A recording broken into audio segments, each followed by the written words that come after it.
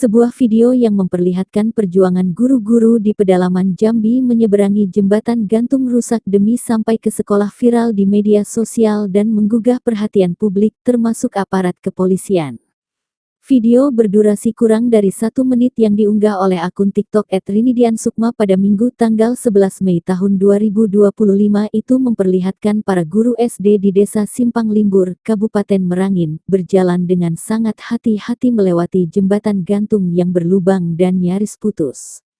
Mereka tetap melanjutkan perjalanan demi mengajar murid-murid mereka di pedalaman. Unggahan ini sontak menuai ribuan penonton dan komentar dari warganet yang terharu sekaligus geram dengan kondisi infrastruktur yang membahayakan nyawa para. Tak butuh waktu lama, video itu mendapat respons dari Direktorat Reserse Kriminal Umum Ditreskrimum Polda Jambi. Melalui akun Instagram resminya @manangsoebeti_official, Direskrimum Polda Jambi Kombes Pol Dr. Manang Subeti, menuliskan, Bu Rinidiansukma terima kasih videonya, tolong @satreskrim_Merangin sampaikan ke Kapolres Merangin untuk bantu. Tak lama berselang Polres Merangin pun langsung turun membantu perbaikan jembatan gantung.